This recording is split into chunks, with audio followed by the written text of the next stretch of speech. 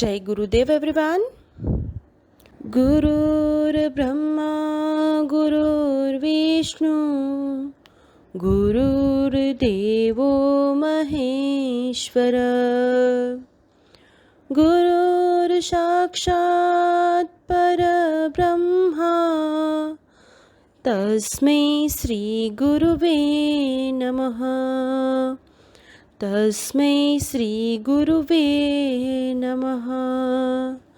तस्मै श्री गुरुवे नमः। इस श्लोक का अर्थ है, गुरु ही ब्रह्मा है, गुरु ही विष्णु है और गुरु ही भगवान शंकर है। गुरु ही साक्षात परब्रह्म है। ऐसे गुरु को मैं शत शत प्रणाम करता हूँ। This is our chapter in the textbook. Now we start our study. Now chapter 3, what is government? First question, what do you understand by the word government? Government का word है वो आप किस तरह से समझ सकते हो? List 5 ways in which you think the government affects your daily life.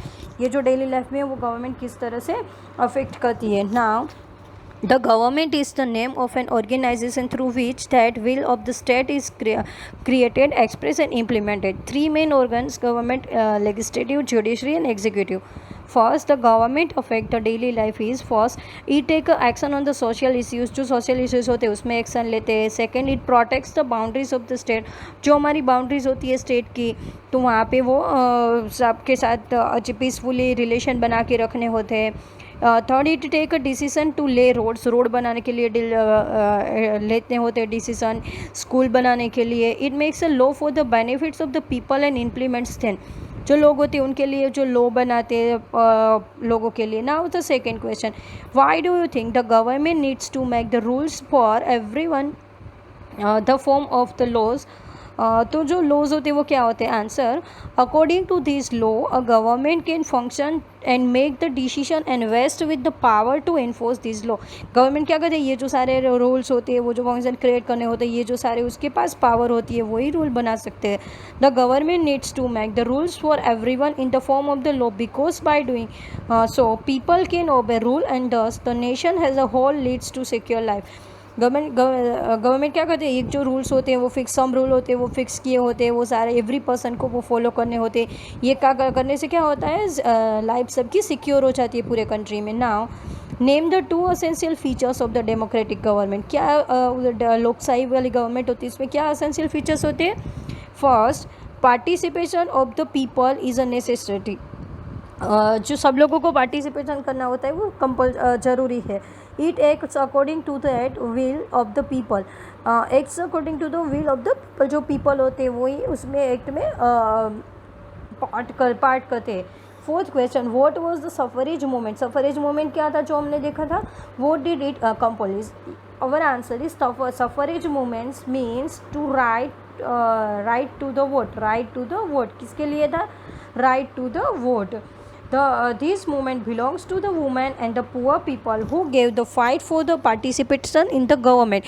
जब ये वोटिंग करने का होता है तब ये गवर्नमेंट होती है वो वुमेन एंड पुअर पीपल को वोट देने के लिए वो राइट्स नहीं देते थे. तो इसके लिए इन लोगों ने बहुत ही ज़्यादा मूवमेंट ये जो सारे दिखाए थे. During the World War One, जब ये वर्ल्ड वॉर वन हुआ था, the struggle for the right to the vote got strengthened. This struggle comes to be known as the suffrage movement. जब ये वॉर हुआ था तब क्या होता? मेन सारे थे वो फाइट करने के लिए वो जो वॉर में चले गए थे तब जो वुमेन थी उन लोगों ने सारा का सारा मेंटेन एंड ऑर्गेनाइज किया था. तो उस टाइम से इन लोगों ने बोला था कि हमें भी इक्वल वोट देने का राइट मिलना चाहिए. तो उसमें क्या आया था? During the World War One men were away from their house because fighting in the battle field. Fighting के लिए चले गए थे. At this time women were called upon to do the work which were earlier done by the men. तो women थे वो सारा काम करते थे. Women did their best and try to manage and organise different kinds of the work. तब ये जो वुमेन थे वो सारा का सारा काम करते थे. मेन जो करते थे वो people wonder to know that women can do such a work. सब लोग थे वो तो ऐसे ही रह गए कि वुमेन भी ये सारा काम कर सकती है. Women began to seen as a be equally capable for doing hard work and the making decision. Women थे वो क्या थे, कोई भी हार्ड वर्क और डिसीजन लेने में भी अब तो सबको लगा कि वो इक्वली कैपेबल है।